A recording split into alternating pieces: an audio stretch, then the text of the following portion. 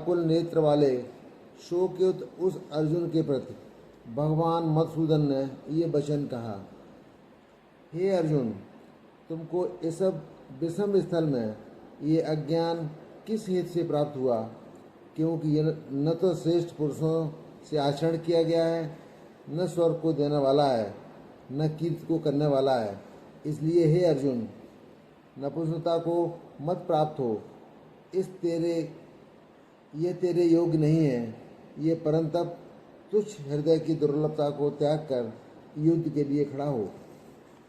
तब अर्जुन बोले, हे मधुसूदन, मैं रणभूमि में भीष्म पितामह और द्रोणाचार्य के प्रति किस प्रकार बाणों से युद्ध करूंगा? क्योंकि हे अरसूदन, ये दोनों ही पूजनीय हैं। इसलिए इन महानुभाव गुरुजनों को न मारकर इस लोक में भिक्षा का अन्न भी भोगना कल्याण कारक समझता हूँ। क्योंकि गुरुजनों को मारकर भी इस लोक में रुधिर से सने हुए अर्थ कामरूप भोगों को ही मैं भोगूंगा। और हम लोग ये भी नहीं जानते कि हमारे लिए क्या करना श्रेष्ठ है, अथवा ये भी नहीं जानते कि हम जीतेंगे या हमको वे जीतेंगे। जिनको मारकर हम जीना भी नहीं चाहते, वे ही दशरथ के पुत्र हमारे सामने खड़े हैं। इसलिए कायरता रूप दोष करके अपेत हुए स्वभाव वाला एवं धर्म के विषय में मोहित चित्त हुआ मैं आपको पूछता हूँ कि जो कुछ निश्चय किया हुआ कल्याणकारक साधन हो वो मेरे लिए कहिए। क्योंकि मैं आपका शिष्य हूँ, इसलिए आपके शरण हुए मेरे को शिक्षा दीजिए। क्योंकि भूमि में निष्कपटक धन धान संपन्न राज्य को और देवताओं के स्वामीपन को प्राप्त होकर मैं भी उस उपाय को नहीं देखता जो कि मेरी इंद्रियों के सुखाने वाला शोक को दूर कर सके। संजय बोले, हे राजन, निद्रा को जीतने वाले अर्जुन अंतर्यामी श्री कृष्ण महाराज के प्रति इस प्रकार कहकर फिर श्री गोविंद भगवान से कि मैं युद्ध नहीं करूँगा ऐसे स्पष्ट कहकर चुप हो गए। उसके उपरांत, हे भरतवंशी धृतराष्ट्र, अंतर्यामी श्री कृष्ण महाराज ने दोनों सेनाओं के बीच में उस शोकयुक्त अर्जुन को हंसते हुए ये वचन कहे, हे अर्जुन, तू न शोक करने योग्यों के लिए शोक करता है और पंडितों के इस वचनों को कहता है, परंतु पंडित जन जिनके प्राण चले गए हैं उनके लिए और जिनके प्राण नहीं गए हैं उनके लिए भी शोक नहीं करते। क्योंकि आत्मा अनित्य है, इसलिए शोक करना अयुक्त है। वास्तव में न तो ऐसा ही है और न मैं किसी काल में नहीं था, अथवा तू नहीं था, अथवा मैं राजलोक नहीं थे, न ऐसा ही इससे आगे हम सब नहीं कर रहेंगे। परंतु जैसे जीवात्मा की इस देह में कुमार, युवा और वृद्धावस्था होती है, वैसे ही अन्य शरीर की प्राप्ति होती है। उस विषय में धीर पुरुष नहीं मोहित होता। अर्थात जैसे कुमार, युवा और जरावस्था रूप स्थूलधारी शरीर का विकार अज्ञान से आत्मा में भासता है, वैसे ही एक शरीर से दूसरे शरीर को प्राप्त होने वाले सूक्ष्म रूप का विकार भी अज्ञान से ही आत्मा में भासता है। इसलिए तत्व को जानने वाला धीर पुरुष इस विषय में नहीं मोहित होता। हे कुंती पुत्र, सर्दी गर्मी सुख दुख को देने वाले इंद्रिय और विषयों से संयोग को क्षण भंगुर और अनित्य है। इसलिए हे भरतवंशी अर्जुन, उनको तू सहज कर।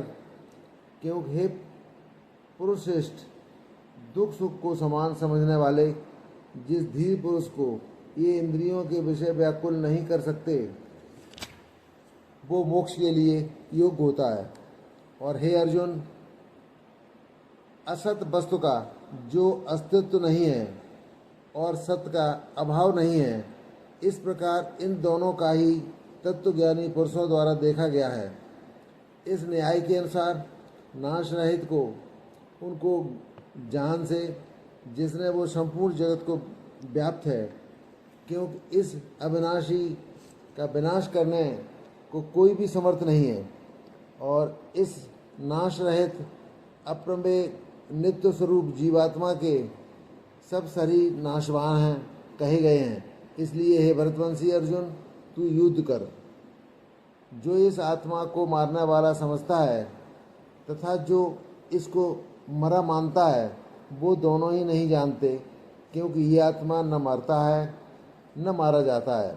ये आत्मा किसी काल में भी न जन्मता है और न मरता है, अथवा ये न आत्मा करके फिर होने वाला है, क्योंकि ये अजन्मा, नित्य, शाश्वत, पुरातन है। शरीर के नाश होने पर भी ये नाश नहीं होता। हे प्रतापुत्र अर्जुन, जो पुरुष इस आत्मा को नाश रहित, नित्य, अजन्मा और अव्यय जानता है, वो पुरुष जैसे किसको मरवाता है, कैसे किसको मारता है, और यह तू न कहे तो मैं तो शरीर के वियोग कर शोक करता हूँ, तो ये भी उचित नहीं है।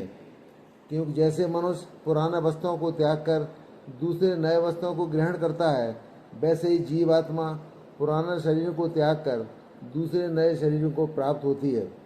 हे अर्जुन, इस आत्मा को शस्त्रादि नहीं काट सकते और उसको आग नहीं जला सकती, इसको जल गीला नहीं कर सकते और वायु नहीं सुखा सकती, क्योंकि ये आत्मा अक्षेद्य है।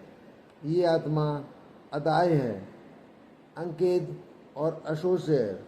ये आत्मा निसंदेह, नित्य, सर्वव्यापक, अचल, स्थिर रहने वाला एवं सनातन है। ये आत्मा अव्यक्त अर्थात इंद्रियों का अविषय, ये आत्मा अविनय अर्थात मन का अविषय, और ये आत्मा विकार रहित अर्थात न बदलने वाला कहा गया है। इससे अर्जुन, इस आत्मा को ऐसा जानकर तू शोक करने योग्य नहीं, अर्थात तुझे शोक करना उचित नहीं। यह तू इसको सदा जन्मने और सदा मरने वाला माने, तो भी ये अर्जुन इस प्रकार शोक करने को योग्य नहीं है, क्योंकि ऐसा होने से जन्मने वाले की निश्चित मृत्यु और मरने वाले का निश्चित जन्म होना सिद्ध हुआ है। इससे भी तू इस बिना उपाय वाले विषय में शोक करने के योग्य नहीं है। इस भीष्मादिकों को शरीर मायामय होने से अनित्य है। ऐसे शरीर के लिए भी शोक करना उचित नहीं है, क्योंकि ये अर्जुन संपूर्ण प्राणी जन्म में पहले बिना शरीर वाले, मरने के बाद भी बिना शरीर वाले ही हैं। केवल बीच में ही शरीर वाले प्रतीत होते हैं। फिर उस विषय में क्या चिंता।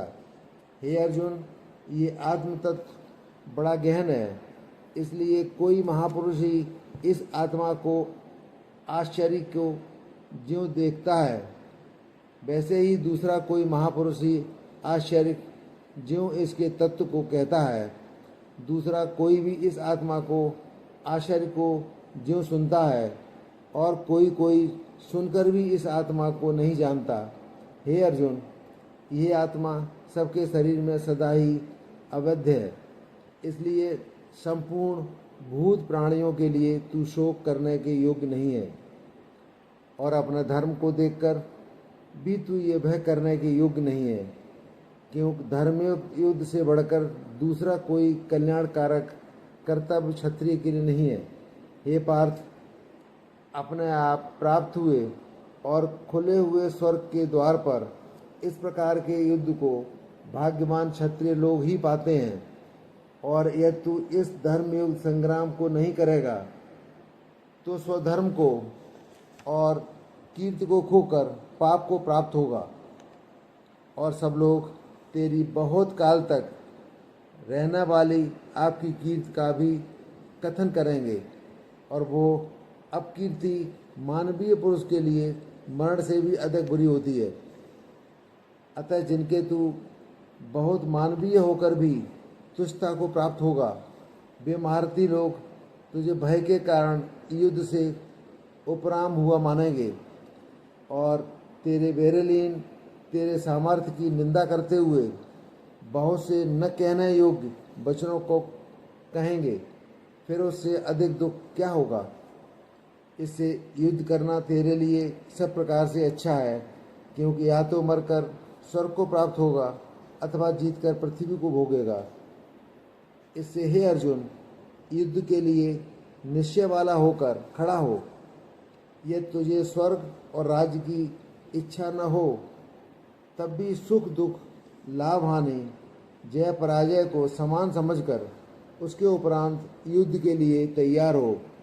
इस प्रकार युद्ध करने से तू पाप को प्राप्त नहीं होगा। हे पार्थ, ये बुद्ध तेरे लिए ज्ञान योग्य है विषय में कही गई एवं उसी के सब निष्काम कर्म योग के विषय में सुन। जिस बुद्धि से युक्त हुआ है कर्मों के बंधन से अच्छी तरह से नाश करेगा। इस निकाम कर्मयोग में आरंभ का अर्थात बीज का नाश नहीं होता, उल्टा फल रूप दोषी नहीं होता। इसलिए इस निष्काम कर्म रोग रूप युद्ध का थोड़ा भी साधन जन्म मृत्यु रूप महान भय से उद्धार कर लेगा। हे अर्जुन, इस कल्याण मार्ग में निश्चयात्मक बुद्धि एक ही है और अज्ञानी पुरुषों की बुद्धियां बहुत भेदों वाली अनंत होती हैं। हे अर्जुन, जो सकामी पुरुष केवल फलश्रुति के प्रीत रखने वाले स्वर्ग को ही परम श्रेष्ठ मानते हैं, इससे बढ़कर और कुछ नहीं है। ऐसा कहने वाले हैं कि वे अविवेक जन्म रूप कर्म फल को देने वाली तथा भोग तथा ऐश्वर्य को प्राप्त करने के लिए बहुत सी क्रियाओं के विस्तार वाली इस प्रकार के जिस दिखाऊ शोखायुक्त वाणी को कहते हैं, उस वाणी द्वारा हरे हुए चित्त वाले तथा भोग और ऐश्वर्य में आसक्त वाले उन पुरुषों के अंतःकरण में निश्चयात्मक बुद्धि नहीं होती। हे अर्जुन, सब वेद तीनों गुणों के कार्य रूप संस्कार को विषय करने वाले एवं प्रकाश करने वाले हैं। इसलिए तू असंसारी एवं निष्कामी एवं सुख बुदाद द्वंद्वों से रहित नित्य वस्तु में स्थित तथा योग क्षेम को न चाहने वाला आत्मपरायण हो। क्योंकि मनुष्य का सब ओर से परिपूर्ण जलाशय के प्राप्त होने पर छोटे छोटे जलाशय में जितना प्रयोजन रहता है, इसी प्रकार ब्रह्म को जानने वाले ब्राह्मण का भी सब वेदों में उतना ही प्रयोजन रहता है। अर्थात जैसे बड़े जलाशय प्राप्त हो जाने पर जल के लिए छोटे जलाशयों की आवश्यकता नहीं रहती, वैसे ही ब्रह्मानंद की प्राप्त होने पर आनंद के लिए वेदों की आवश्यकता नहीं रहती। इससे तेरा कर्म करने मात्र से ही अधिकार होंगे, फल में कमी नहीं होगी एवं कर्मों के फल की वासना वाला भी मत हो, तेरी कर्म न करने में भी प्रीत न होवे। हे धनंजय, अशक्ति को त्याग कर सिद्धि और असिद्धि में समान बुद्धि वाला होकर योग में स्थित हुए कर्मों को कर। ये समत्व भाव ही योग नाम से कहा गया है। इस समत्व स्वरूप बुद्धि योग से सकाम कर्म अत्यंत तुच्छ है। इसलिए हे धनंजय, समत्व बुद्धि योग का आश्रय ग्रहण कर, क्योंकि फल की वासना वाले अत्यंत दीन हैं।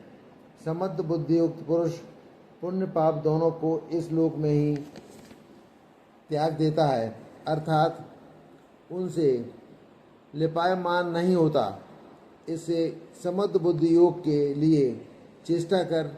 समत्व बुद्धि रूप योग ही कर्मों की चतुरता है, अर्थात कर्म बंधन से छूटने का उपाय है। क्योंकि बुद्धि योग युक्त ज्ञानी जन कर्मों से उत्पन्न होने वाले फल को त्याग कर जन्म रूप बंधन से छूट गए निर्दोष अर्थात अंतर्मयी परम पद को प्राप्त होते हैं। हे अर्जुन, जिस काल में तेरी बुद्धि मोहरूप दलदल में बिल्कुल तर जाएगी, तब तू सुनने योग और सुने हुए को वैराग को प्राप्त होगा। तब तेरी अनेक प्रकार के सिद्धांतों को सुनने से विचलित हुई बुद्धि परमात्मा के स्वरूप में अचल और स्थिर ठहर जाएगी, तब तू समत्व रूप योग को प्राप्त होगा। इस प्रकार भगवान के वचनों को सुनकर अर्जुन ने पूछा, हे केशव, समाधि में स्थित स्थिर बुद्धि वाले पुरुष का क्या लक्षण है, और स्थिर बुद्धि वाले पुरुष कैसे बोलता है, कैसे बैठता है, कैसे चलता है? उसके उपरांत श्री कृष्ण महाराज बोले, हे अर्जुन, जिस काल में ये पुरुष मन में स्थित संपूर्ण कामनाओं को त्याग देता है, उस काल में आत्मा से ही आत्मा में संतुष्ट हुआ स्थिर बुद्धि वाला कहा गया है, तथा दुखों को प्राप्त में उद्गीर रहित, उनका जिनका सुखों से प्राप्ति में दूर हो गई है, इस प्रकार स्थिति नष्ट हो गए हैं, राग भय एवं क्रोध, इनसे ऐसा मुनि स्थिर बुद्धि कहा गया है। जो पुरुष सर्वत्र स्नेह रहित हुआ, उन शुभ तथा अशुभ वस्तुओं को प्राप्त होकर न प्रसन्न होता है, न ही द्वेष करता है, न उसकी बुद्धि स्थिर है। और कछुआ अपने अंगों को जैसे समेट लेता है, वैसे ही ये पुरुष सब ओर से अपनी इंद्रियों को इंद्रियों के विषयों से लपेट लेता है, तब उसकी बुद्धि स्थिर होती है। यद्यपि इंद्रियों के द्वारा विषयों को न ग्रहण करने वाले पुरुष के भी केवल विषय और निवृत्त हो जाते हैं, परंतु राग नहीं निवृत्त होता। इस पुरुष का जो राग भी परमात्मा को साक्षात करके निवृत्त हो जाता है। और हे अर्जुन, जिससे ये यत्न करते हुए बुद्धिमान पुरुष के मन को प्रमथन स्वभाव वाली इंद्रियों बलाल हर कर लेती हैं, इसलिए मनुष्य को चाहिए उन संपूर्ण इंद्रियों को वश में करके समाहित चित्त हुआ मेरे परायण स्थित हो गए, क्योंकि जिस पुरुष की इंद्रियां वश में होती हैं, उसकी ही बुद्धि स्थिर होती है। हे अर्जुन, मन सहित इंद्रियों को वश में करके मेरे परायण न होने से मन के द्वारा विषयों का चिंतन होता है, और विषयों को चिंतन करने वाले पुरुष की उन विषयों में आसक्त हो जाती है, और आसक्त में उन विषयों की कामना उत्पन्न होती है, और कामना में विघ्न पड़ने से क्रोध उत्पन्न होता है। क्रोध से अविवेक अर्थात मूढ़ भाव उत्पन्न होता है, और अविवेक से स्मरण शक्ति भ्रमित हो जाती है। स्मृति के भ्रमित हो जाने से बुद्धि अथवा ज्ञान शक्ति का नाश हो जाता है, और बुद्धि के नाश होने से वो पुरुष अपने शेष साधन से गिर जाता है। परंतु स्वाधीन अंतःकरण वाला पुरुष राग द्वेष से रहित अपने वश में हुई इंद्रियों द्वारा विषयों को भोगता हुआ अंतःकरण की प्रसन्नता एवं स्वच्छता को प्राप्त होता है। उस निर्मलता को प्राप्त होने एवं संपूर्ण दुखों का अभाव हो जाता है। उस प्रसन्न चित्त वाले पुरुष की बुद्धि शीघ्र ही अच्छी प्रकार स्थिर हो जाती है। हे अर्जुन, साधन रहित पुरुष के अंतःकरण में शेष बुद्धि नहीं होती। उस अयुक्त के अंतःकरण में आस्तिक भाव का भी नहीं होता, और बिना आस्तिक भाव वाले पुरुष को शांति भी नहीं होती। फिर शांत रहित पुरुष को सुख कैसे हो सकता है? क्योंकि जल में वायु नाभ को जैसे हर लेता है, वैसे ही विषयों में विचरती हुई इंद्रियों के बीच में जिस इंद्रिय के साथ मन रहता है, वो एक ही इंद्रिय एवं एक आयुक्त पुरुष की बुद्धि को हरण कर लेती है। इससे हे महाबाहो, जिस पुरुष की इंद्रियां सब प्रकार इंद्रियों के विषयों के वश में की हुई होती हैं, उसकी बुद्धि स्थिर होती है। और हे अर्जुन, संपूर्ण भूत प्राणियों के लिए जो रात्रि है, उस नित्य शुद्ध बोध स्वरूप परमानंद में भागवत को प्राप्त हुआ योगी पुरुष जागता है। और जिस नाशवान क्षणभंगुर सांसारिक दुख में सब भूत प्रेत वाले प्राणी जागते हैं, तत्व को जानने वाले मुन के लिए वो रात्रि है। जैसे सब ओर से परिपूर्ण अचल प्रतिष्ठा वाले समुद्र के प्रति नाना नदियों के जल उसको चलायमान न करते हुए समा जाते हैं, वैसे ही जिस स्थिर बुद्धि पुरुष के प्रति संपूर्ण भोग किसी प्रकार का प्रकार उत्पन्न किए बिना ही समा जाते हैं, वो पुरुष परम शक्ति को प्राप्त होता है, न कि भोगों को चाहने वाला। क्योंकि जो पुरुष संपूर्ण कामनाओं को त्याग कर ममता रहित और अहंकार रहित, स्पृहा रहित वह बरतता है, वो शांति को प्राप्त होता है। हे अर्जुन, ये ब्रह्म को प्राप्त हुए पुरुष की स्थिति है। इसको प्राप्त होकर मोहित नहीं होता है, अंतकाल में भी इस निष्ठा में स्थिर होकर ब्रह्मानंद को प्राप्त हो जाता है। जय श्री कृष्ण।